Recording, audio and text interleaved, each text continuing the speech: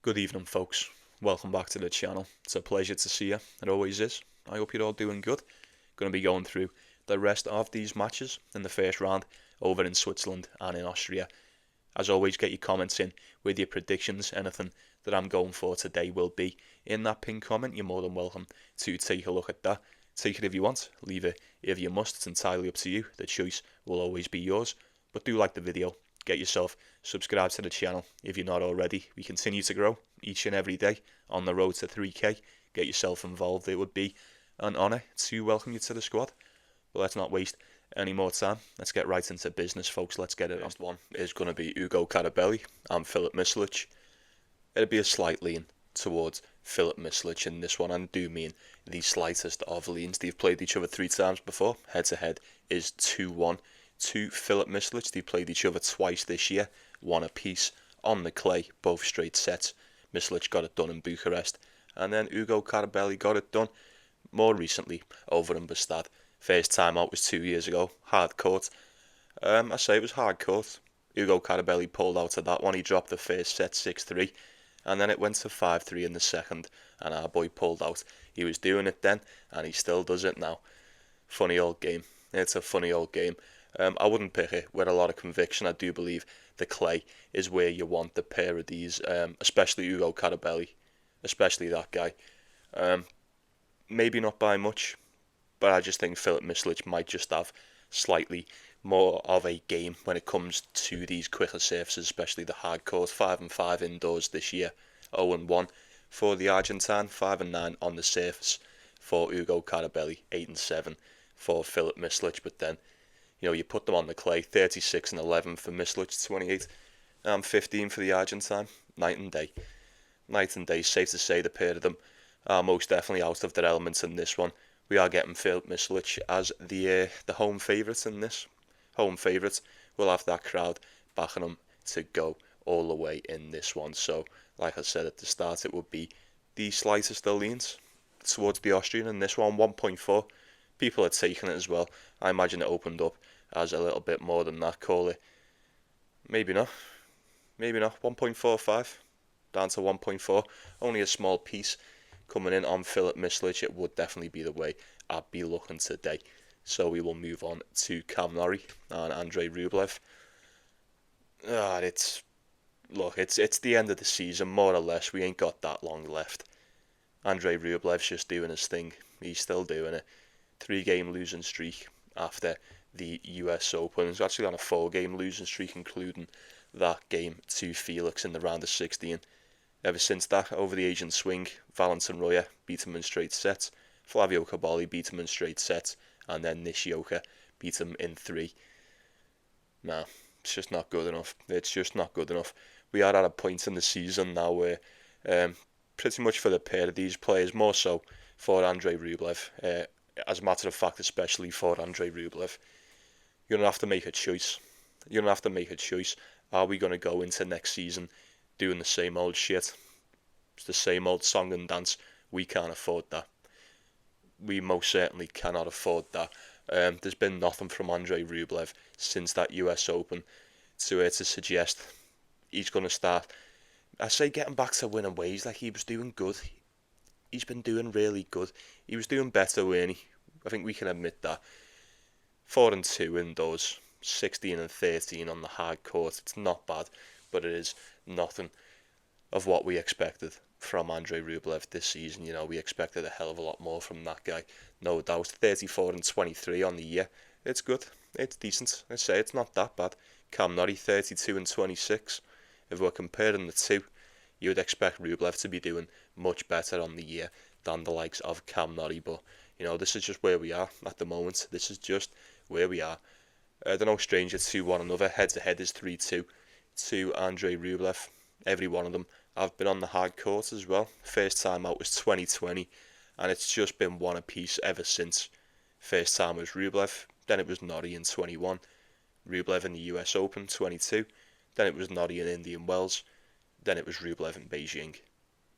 I seem to be noticing somewhat of a pattern. If the pattern is to continue, you'd probably say Norrie wins this one and evens it all out, and I wouldn't be surprised if he did. look, regardless of what those odds say, we've said it about Rublev pretty much all season, and I doubt much is going to change now. All these games feel like a 50-50, and when he turns up and when he starts doing the shit that he shouldn't be doing,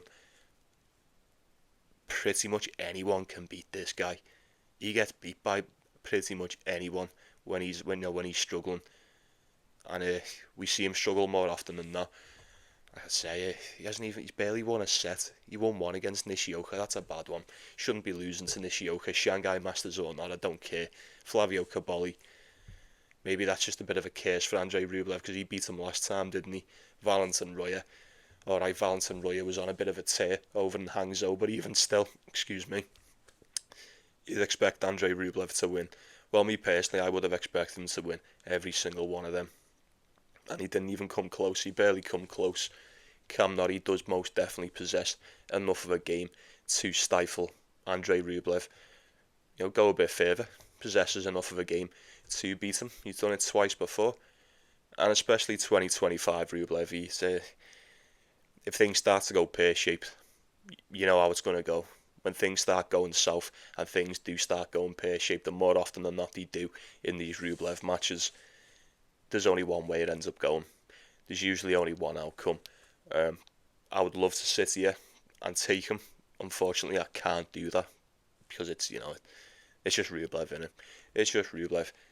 Indoor hard court, he probably should be getting it done against Cam Norrie if you're asking me. But if it's going to come down to who holds the nerves, maybe Cam Norrie's not that bad of a shout today. Maybe at least for a set. I don't know. I don't think I could get there on either one. It's just a personal opinion. But do let me know what you're going for in that.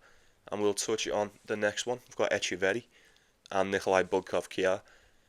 Should be a decent match. I think I would have to go with Etcheverry in this one just based on what we know and what we've seen.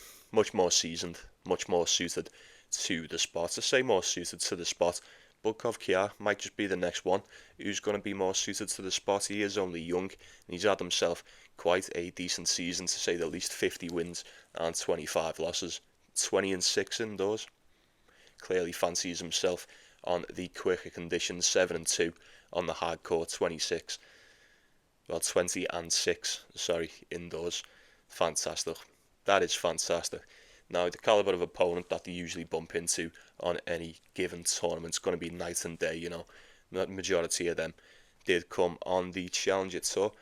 Now, we've seen this guy in the last one over in Sweden, didn't we? Prior to Sweden, he did get himself a title on the hard court on the Challenger.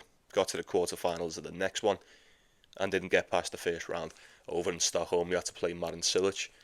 It was a close game, decent match, 7-5, 6-3. It's kind of what we expected. Etcheverry had a decent match with Holger Rune, ended up taking a set. He looked really good. As a matter of fact, he looked fantastic all week in Sweden, he really did. Look, it was a tough one against Mark Leal, but it was a good hustle. Good result in the end. You say the exact same against the Kecmanovic. Decent hustle, anything but easy, but he managed to see that one through.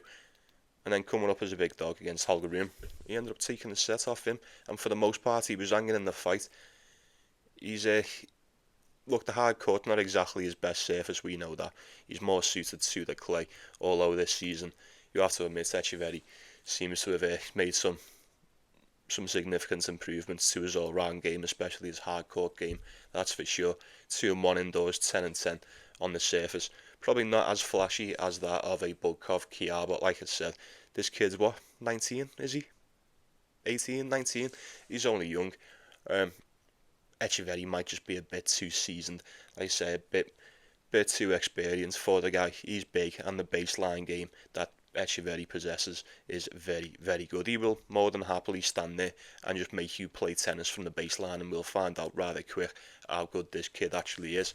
Now, these did play each other in the Davis Cup not that long ago, and it was a very close game. As a matter of fact, it probably couldn't have got any closer. Etcheverry 7-5 in the first. He dropped the second 6-2 to Budkov Kjaer, and it took a tiebreak 7-5 in the third and final set to decide that one. So maybe this one will be kind of close. Like I said, Budkov Kjaer clearly suits the surface. Dare I say a bit more than the Argentine? I don't know. All shall remain to be seen. You get an Etcheverry around 1.7. It's kind of dropping. People are taking it. I expected that. Don't know whether I could get there sub 1.7 for Etcheverry, but if you can get him 1.7, take him for a set. Play it safe. Stefanos Tsitsipas, and he'll be taking on Lorenzo Musetti. Oh, I can't wait for it. I'm really excited to watch this. I say I'm excited, I'm kind of worried about what I'm about to witness, but I am still excited for it. All the same, you know me, I'm a massive, massive Stefanos Tsitsipas fan. It's safe to say this season has been very, very difficult to watch. Very difficult to watch. I mean, if it's been difficult for me to watch, I imagine it's been even 10 times harder on the man himself. 23 wins, 21 losses. What the fuck's that? What is that? I mean, that is nothing like the Tsitsipas that I know anyway. I don't know about you. You have to admit he's 10 times better than that. Don't know what's happened to him, but he just hasn't managed to get into any sort of stride or rhythm this year. Even on the clay, 7-5 so far, and it's the end of October. There you go. Didn't even get himself his mandatory Monte Carlo Masters. You know, that's how you know something's up. 11-9 on the hard court, 2-4 indoors. I can't remember the last time he won back-to-back matches. And that worries me. Look, there's so much to be said about a match like this. I could sit here and go round in circles all night on a matchup like this. I really could. This is what I've always called in the past the battle of the one-handed backhanders, you know. And they're certainly no stranger to one another. Played each other 7 times before. Head-to-head is 5-2 to Stefanos Tsitsipas, that's right. Played each other once on the hard court the first time. That was in 2021. Tsitsipas won that. As a matter of fact, Tsitsipas won the first 5. And then Lorenzo Musetti has won the last 2. So that does tell you a little tale within itself, you know. So maybe it's not so one-sided as it once was, you know. Musetti beat him twice this year as well, so there you go. Coming over to the, where are we? In Vienna. Coming over to Vienna, go for the Etcheverry. I don't see why not. Like I said, I'd love to sit here and talk about this and talk about that, but the fact is, this one's probably just as easy as it seems. Is it not? Can we trust Stefanos Tsitsipas? Do we think that, how much did he get paid to go and play in Saudi the other day? Do we think that's kind of boosted him up a bit? Do you think it's kind of given him a bit of a pep in the step to see the season out, get himself ready for next year? I'd hope so. I would hope so. But at the same time, if you're getting a few mil from the Saudis, I imagine you're not going to be that inspired to come and play the Vienna Open. I don't know. I'd like to think not. That's just food for thought. But regardless, I don't think any of that matters. I'd say neither one of these really set the world alight on the hard court. Musetti's been much better this season, but that's not saying much because Tsitsipas has been well off the boil. It's too late in the season. It's too late in the season for me to sit here and expect Tsitsipas to just turn this round all of a sudden, although I'd love nothing more than to watch it. I don't think it's going to happen. We've seen nothing to suggest he's going to spring back into action here. I would have to lean towards Lorenzo Musetti. If you're taking a bet on this, call it 1.4, and people are taking it, so if you're going on the Italian, you'd have to go now. When was the last time Tsitsipas won 2 games in a row? As a matter of fact, we'll go even further. I haven't got it in front of me, but if anyone's watching at this particular moment in time, go and find out when was the last time Tsitsipas beat someone in the top 10. That's your homework for tonight. Someone let me know in the comments, when was the last time Tsitsipas beat someone in the top 10? Because I'm trying to think now. It definitely weren't this year. Couldn't have been. It couldn't have been, unless I'm wrong. I'm forgetting something. Don't quote me on it. I'm saying we're going back into last season. Maybe around this time, maybe even further. Fuck, has it been that long? I don't really want to sit here and say it's been a year or even over a year since he's beat a top 10 opponent. I don't know. I say, that's down to you. You find out, and please do let me know. But we'll waste no more time. I'd have to go with Lorenzo Musetti. Tsitsipas just can't be trusted at the moment. He hasn't been able to be trusted all season for that fact. So we shall move on to Francisco Cerundolo and Alex Michelsen. Is it a slight lean towards Alex Michelsen? Is that the way to go in this? I feel like any other time, given the quicker conditions, I feel like that's what's swaying me in this one. And I'm not picking it with a lot of conviction. Cerundolo can definitely do the business on the quicker courts, compared to, the rest of them. 21-11 on the clay, 12-8 hard court, 1-1 indoors. Alex Michelsen 14-13 hard court, and 3-3 indoors. Decent. It's decent. Well, like I said, considering you'd say Alex Michelsen has I wouldn't say the clear advantage on the hard court, but he's much more suited to the quicker surfaces. Cerundolo, as we know, does a lot of that damage on the clay, and he's fantastic on the clay too. But you take him off it as well. He's one of the very few, you take this lightly, but on his day, I'd say the game of Cerundolo probably translates over the best out of all the majority of the clay court specialists, if you will. But that's neither here nor there. I think he's more than capable of beating the likes of an Alex Michelsen. They did play each other this year, and it was the only time they've met over in Germany on the grass. Close game. Cerundolo done him 6-2 in the first, and Michelsen had to come back 7-5, 6-4 in the second and third to see that one through. I wouldn't be surprised if running for more of the same here. He did look fairly decent last week in Kazakhstan, but we took Musetti to beat him in the semi-finals. I was quite confident in that. As we said, he hadn't really played anyone. His highest ranked opponent, his toughest task on paper, was literally Alexander Vukic. So I don't know. Say 3 wins, 1 loss. Got to the semi-finals in Kazakhstan. It was a decent run. It was a hell of a lot more than what we've seen prior to the US Open. He was on one hell of a losing streak running into Kazakhstan. Is he back to business? Is he going to try and, just pick it up and finish in style? Maybe. Maybe not. Cerundolo. I haven't seen him win since he beat Marino in the Shanghai Masters, and then you're going back to the US Open for any sort of hard court win prior to that, so keep an eye on it. I think we could be in for a decent one, maybe lean towards an over, while the odds are like that. If you think Michelsen's just a bit more of a favourite, if you'd lean ever so slightly towards one more than the other, take either one for the set and simplify it, and just hope for the best, bite the bullet and see where you are at the end of the day. And then we'll wrap this up over in Vienna with Jacob Fearnley and Alexander Zverev. Now, as you may have noticed in yesterday's video, I've still got them there. I have got Zverev on a nice little outright. I don't know how far he's going to get. We'll see if he holds up. He should be getting this one done. He should most definitely get this one done, in my opinion. He's played Jacob Fearnley 3 times. All of them coming this year. All of them on the hard court. All of them in straight sets. There's just levels. And I don't really know how much of a shitter Zverev would have to put in order to get beat today. I really don't. Now, I know there may be a couple of concerns around the fitness and whatnot. I understand after the Saudi Slam, the 6 Kings or whatever it's called. But I still think he should be beating the likes of Jacob Fearnley. Fearnley has had to come through qualifying.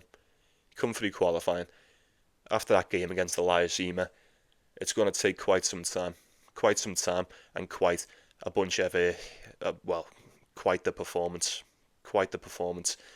for quite some time from Jacob Fearnley for me to go there again. But he beats Vecina, and he should beat Majchrzak in straight sets in qualifying. So is he just going to fool us? Is he going to do what he done against Elias Ymer, then come through qualifying and then take out Zverev? I wouldn't have thought so. Now, anything is possible. Zverev is on a 2-game losing streak after Rinderknech in Shanghai. It's not too bad. As a matter of fact, there's no shame in that whatsoever. And then Taylor Fritz beat him in the 6 Kings Slam. That is what it is. I don't know. I think Rinderknech in Shanghai, and then just Taylor Fritz, Taylor Fritz being Taylor Fritz. It's going to be a bit more than what Jacob Fearnley's going to bring out you. Like I say, he's never really come close to win the set, and they've played 3, 6, 7, 8 of them this season. We're talking head-to-head on the set. It's 8-0 to Zverev. Quicker conditions. It's all the signs point towards Zverev. If he turns up and he's out of shape or he just can't hang on, then so be it. Whatever. But 1.3, it's a very steep price. I understand. That's why I took one outright, because I couldn't be asked having to pay really shit prices with him all week. So I'll just sit there and just sit on this. I'll wait on it, see how far he can get. At the bare minimum, he should be getting past Jacob Fearnley. I'll assess the situation on the day and see how he looks. Right then, first off, over in Switzerland, we've got Sebastian Baez and Riley Opelka. I'm not going to waste too much time on this. We are still in the first round, and for what it's worth, if anyone's having a go on this one today, I imagine you would have to be looking in the direction of Riley Opelka, given the conditions, given it being the hard court and what have you. have these played each other before? I feel like I've seen this season. No, they haven't. See, this is one of them. Could have swore I'd seen this before. I obviously haven't. Yeah, Rally Opelka 1.4. If we were on the clay, you could definitely make an argument for Sebastian Baez, but we're not. He's went 3-9 on the hard court, 0-1 indoors. Rally Opelka, at this point in the season, how much has he got left? How much has he got left? I mean, even at the start of the season, I was rather concerned with how much he had left. So, at the end of October, even more so. But like I say, I'm not picking it with a lot of conviction. You don't really need me to sit there and pick this one apart. It's obvious. We've got Sebastian Baez, who loves the clay. Rally Opelka, we're going to get anything out of him. It's going to be on these quick courts. All he needs to do is turn up and do what he does. And providing he can do that, this should be a routine win for the American. If he gets this one done, I'm not too sure he gets any further. You know what I mean? It's always a roll of the dice with Rally Opelka, even in the first round. It's a roll of the dice on the fitness of the Americans. So just approach that one with a little bit of caution, but it would be Opelka or nothing for me. And then we've got David Goffin and Marin Cilic. Yet another one. Not going to waste too much time on it. On paper, you'd say this is as tough as it comes. It always has been. Played each other 10 times over the years. When was the first time these played? 2016, I think, Davis Cup. Yeah. These have been seeing each other for quite some time. And we're yet to decide who the better player is. Absolutely, head-to-head is 5 apiece. The last time these played, funnily enough, why I'm not talking about it so much, these played each other in qualifying for this very tournament. Marin Cilic come through, he beat Adam Walton and David Goffin in straight sets. David Goffin gets given the lucky loser spot, and then he comes into the main draw, and then they give him Marin Cilic again. Funny, innit? It's a funny old game, how it works. But yeah, Marin Cilic done him 6-1 in the tie-breaking qualifying. Now I know stranger things have happened. We've seen this before where someone's been done in qualifying, come in as a lucky loser. I'm pretty sure it was Martin Fucsovics that got fucked over that time. Didn't he smoke some kid? Didn't he smoke someone in qualifying? Was it like a Luca Nardi or someone? He beat someone in qualifying, and then we took him the next day because he got given him as a lucky loser, and he got fucking bullied by him. I'm sure it was. It's irrelevant, but I'm just saying, it's happened before. Will it happen in this one? I don't know. David Goffin's a weird one, man. It's just easier to stay away from this. It just is. David Goffin will be shit all season. He'll do nothing all year. Then he'll turn up out of the blue and just smoke your favourite player in straight sets. He's impossible. He really is. You never know how they're going to look on the day, especially with Marin Cilic. At this point in the career, even so for Marin Cilic, how much do I expect? Not too sure. Just big saves. Big saves. And if I'm being quite frank with you folks, I don't think I'm going to sit there and watch this one, Marin Cilic, over the years. I'd say I'd love to know, but actually I dread to think how much time I've wasted in between Marin Cilic saves watching him bounce that fucking ball. So it's going to be a hard pass on this one for me, Marin Cilic or nothing. And then we've got Collignon and Artur Rinderknech. Interesting. Very interesting match indeed. Now on paper, if you're looking at the indoor records, it's night and day. 19-6 for Collignon, 1-2 for Artur Rinderknech. You'd say, wow, what are we doing here? What are we doing here? Now, I did say a few weeks ago, I've got a feeling that, I could be wrong, but, I weren't too sure. This was prior to the Shanghai Masters, but I had the feeling that once we came on the indoor court, Artur Rinderknech could be a big problem for a lot of people, given the way he plays. But Rafael Collignon is no stranger to the surface. Like I say, 19-6, he's been fantastic this year, it really has. He had himself one hell of a run over in Belgium last week. He got to the semi-finals. Had a decent match with Felix Auger-Aliassime. If this was last week in Belgium, you'd have probably went with Rafael Collignon. If this was the week before, over in the Shanghai Masters, you absolutely would have went with Artur Rinderknech. But now they're playing each other now. I'm not too sure now. Take it lightly. Take this lightly. I'm not too sure how inspired either one of these are going to be coming into this. Now they're both here. I would have to assume either one is going to try. One of them's got to win. One of them has to win. Artur Rinderknech, the season this guy had prior to the Shanghai Masters was piss poor. He's still on a negative record. He's still on. a negative record. Can we even say he's had a piss poor season? He's got the runner-up in the Shanghai Masters. That's more than what most has got, I don't know. It's a weird one. But anyway, 14 and 5 on the hard court, 1 and 2 indoors, 8 and 10 on the clay, 7 and 5 on the grass, and he's still negative 31 and 32. As for Collignon, 42 and 21, done all the damage on the clay and the indoor hard court. Big saves in it. Like we've watched a lot of these the past couple of weeks. If all goes well, the two of them should be able to turn up, stand rather firmly behind them service games, because these courts over here are lightning quick. Providing you can get them in, we could be in for a long one. Like I say, Rinderknech having himself an absolute shitter all year, and then you get the runner-up in the Shanghai Masters. I can't believe that. Fair play to the kid. I'm Valentin Vashto. I still can't believe he fucking won that. But is that just you? Is that you done? Fucking ring me up. I'm done. I've been struggling, having first round exits and 7-game losing streaks and 1-on-1s all season, and then I get that. It's probably, at the rate he was going prior to that, it's probably like 2 or 3 seasons worth of prize money just in the 1 week. Is he done? I don't know. Is he going to be as inspired to take on the Swiss indoors? Perhaps. I'd like to think so. But the same goes for Collignon. After that deep run over in Belgium, is he going to be able to replicate it over in the Swiss indoors? Perhaps. He's not going to have that crowd behind him, that's for sure. I don't know. It'll be a tough one. I would lean towards an over. A slight lean towards an over in this one.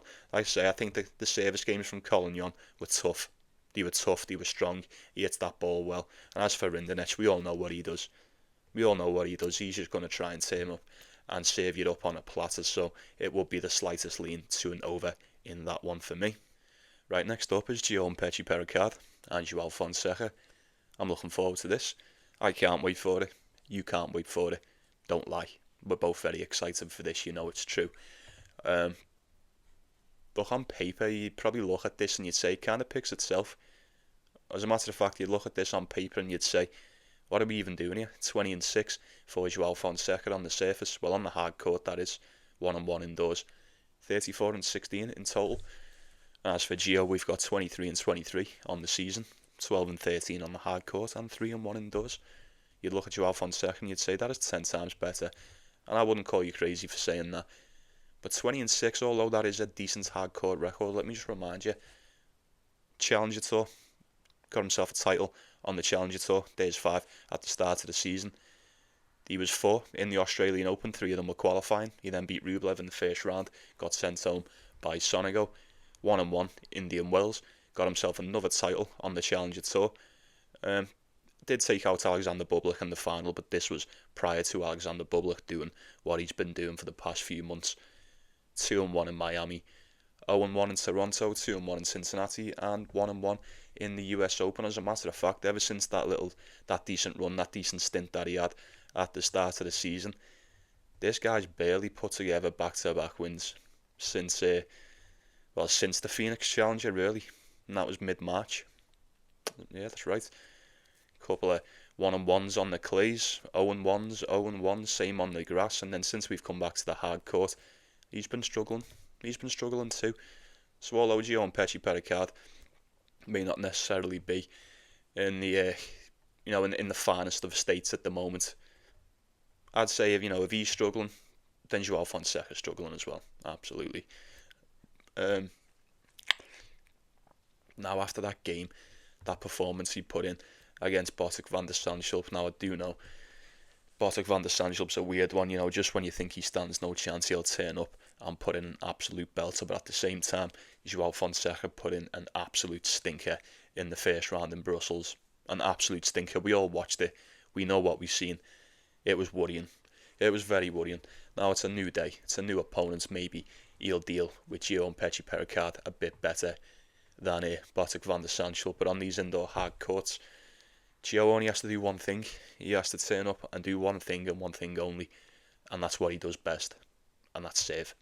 Stay behind them service games. Joao Fonseca looked very sloppy, so sloppy against van der Zandschulp. He was struggling against the pace of van der Zandschulp, so I would have to assume you're going to struggle against the pace of Mpetshi Perricard.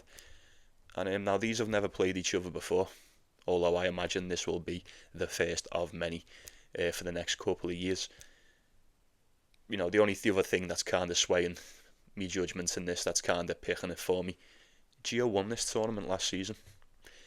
Giovanni Mpetshi Perricard was the winner of the Swiss indoors last year. So I've got my fingers crossed that if we're going to get anything out of him this year, it may just be in this very tournament once again. That's what I mean. Won't be easy. Be anything but easy against Joao Fonseca. I imagine he'll want to turn up and right the wrong of that Van der Zandschulp win, but you could have had an easier opponent. You definitely could have easier opponents than the likes of Gio Mpetshi Perricard on the indoor surface, that's for sure. Call it around 1.8. I've got him at 1.8. I've got Gio at 1.8. Call it split down the middle. And one more thing, just food for thought, just in case you haven't made your mind up already. When you get Gio around 1.8, he wins them matches around just over 70% of the time. That's right, I want to check that out before. Call it 71% to be precise. So the choice is yours. You pick your poison, you pay your money, you take your choice. I have got him on an outright 1.8. I could probably get there once again. We'll wait and see. Joao Fonseca might just turn up and send him home. So, I don't know. Stranger things have happened. It probably wouldn't be that much of an upset, but going off what I've seen against Van der Zandschulp, I just couldn't go there with this kid for the rest of the season. I've been saying about him all season, haven't I? I've been very wary, very hesitant about taking him. So I don't think I'm going to take him in this. I don't trust Gio that much, but I would be leaning with him ever so slightly. Take him for a set while the odds are the way they are. And then we've got Marcus Giron and El Shapo. Oh, I'd want to go with El Shapo. As always, I always want to go with El Shapo, especially in a matchup like this. But then whether it would have went my way or not is a completely different story, because these have played each other 4 times since last year in Houston, and Marcus Giron's won 3 of them. 2 on the clay, 1 on the hard court. They played each other 3 times this year, head-to-heads 2-1 to Marcus Giron. That's right, straight sets. Start of the season in Adelaide, Shapo beat him in Acapulco, and then Marcus Giron beat him in Monte Carlo. That's right. Ain't seen each other since we were on the clay. Now we're indoors. How is this one going to go down? Now we're talking indoor tennis. El Shapo is usually your man.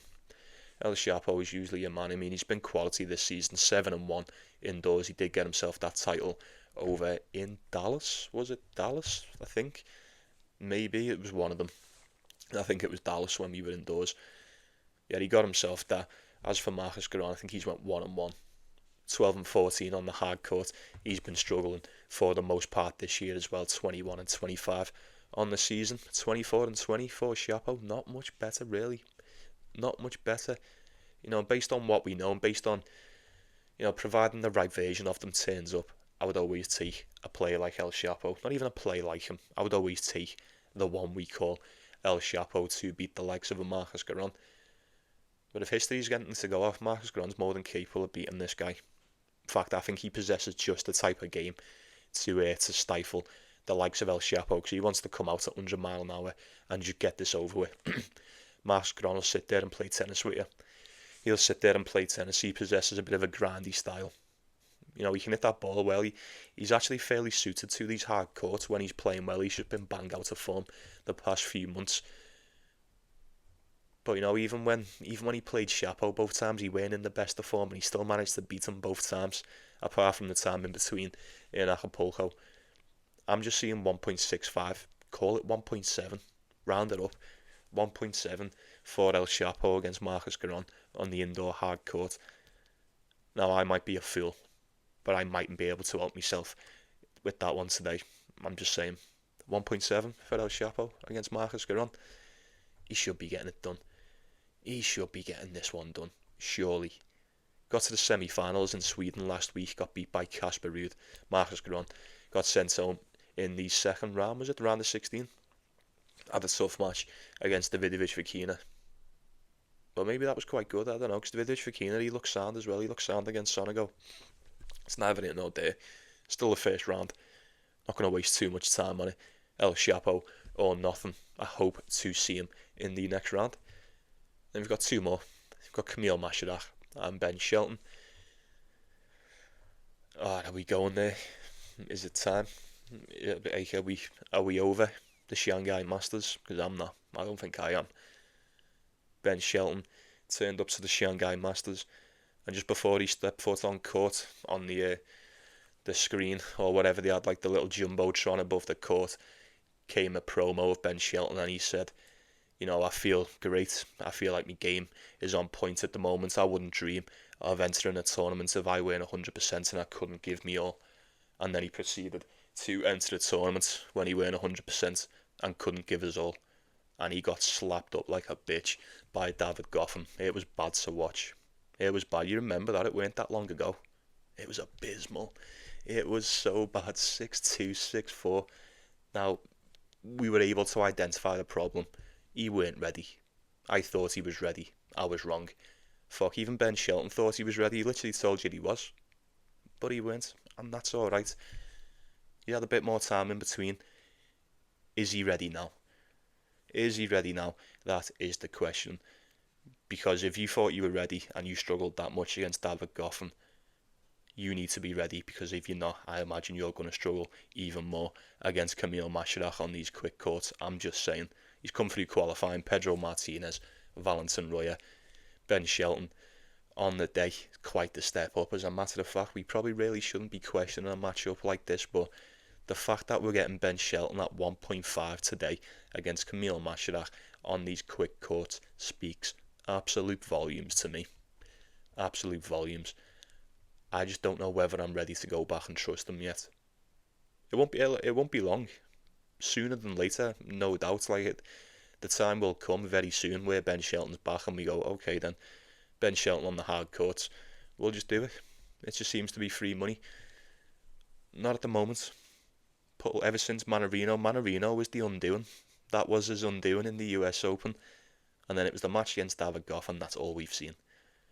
Kamil Majchrzak has played quite a bit since the US Open. He looked decent in Shanghai, 1-1 in Stockholm, and then come through qualifying to this close match against Sebastian Korda. He beat him, Alex de Minaur beat him, and then he pulled out to Leandro Reedy. He's won 7 of his last 10. As for Ben Shelton, he's won 7 of his last 10, but he is on that 2-game losing streak, and I just can't get past that performance against David Goffin. I'm going to have to sit and watch and at least see that Ben Shelton is able to turn up and provide a high enough level to see him through the rest of this tournament. If he looks good against Kamil Majchrzak, then fair play. I'll assess the situation in the next round, but I cannot be rolling the dice on Ben Shelton today, and I feel like that's just what they want me to do. Because like I said, 1.5, you wouldn't have got him at 1.5 if this was Toronto Shelley or Cincinnati Shelley. You wouldn't have got that price. Absolutely not. So I'd be careful with that one. Just approach it with a little bit of caution. And then we'll just wrap this shit up dead quick with Miomir Kecmanovic and Stan Wawrinka. What are we doing here? What are we even doing here with this one, man? I mean, anyone taking Stan? Anyone having a sprinkle on Stan today just for the fucking hell of it? Why not, right? It's the Swiss indoors. We've got Stan Wawrinka in the first round. And nothing personal to Kecmanovic, but you could have had a much tougher draw than this. A much tougher draw. It's not exactly an impossible match for Stan Wawrinka, let's be real. Played each other once before, Indian Wells 2023. Wawrinka got that one done in straight sets. Is he done? Does he still have what is needed to operate at this level? I know he plays on the Challenger Tour, and for the most part he's too good for everyone still.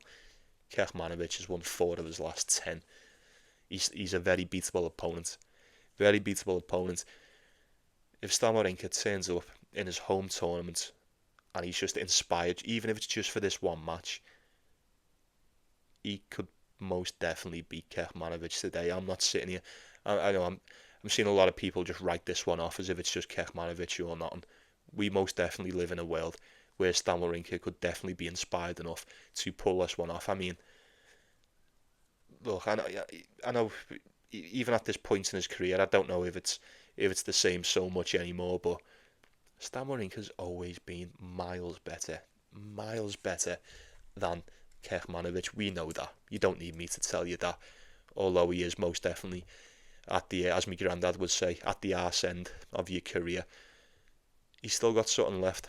He's still got something left, as does a few of them. You know, they're not quite done. If you were done, you wouldn't be playing anymore, you know. He's still got a little bit left to give. How much, I'm not too sure. 4-4 on the indoor courts this year for Wawrinka. 1-2 for Kecmanovic. 16-14 for Kecmanovic. 7-5 for Stan on the surface. Tough one. It is a tough one. Stan Wawrinka's not even in the top 150 anymore. Say, how much do I expect out of him? Even if he comes out and looks good, can he maintain the level for a full match?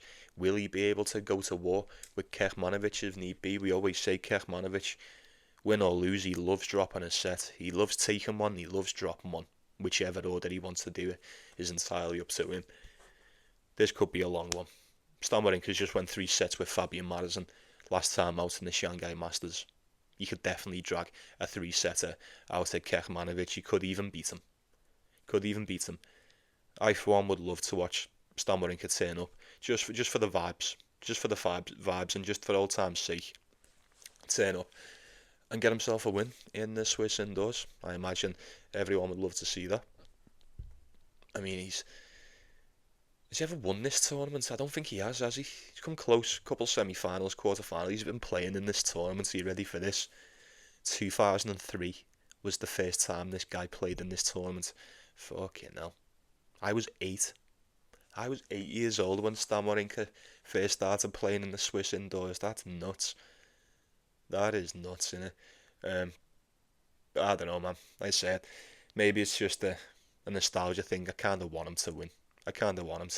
I wouldn't be touching this one. This ain't exactly a game I would have much business with, if I'm being honest with you. I'm just going to sit and watch it and cheer for our boy Stan. See how he gets on. Very well then, folks. That shall do us once again. Another day in the bag. Thank you very much for watching. Thanks for stopping by. I appreciate each and every one of you. Make sure you like and subscribe before you go. And I'd appreciate that too. But I'll be seeing you around. You take it easy. You take care of yourself. You take care of one another. I wish you the best of luck with your bets. However you decide to go about your day is entirely up to you. The choice will always be yours. But do get yourself involved. Share up the group. Let us know what you're going for. Anything I'm taking is going to be in that pinned comment along with all the outrights. You're more than welcome to have a gander at that. But I'll be saying good night to you, folks. Have yourself a good one, yeah. Enjoy the matches today. I'll see you all tomorrow.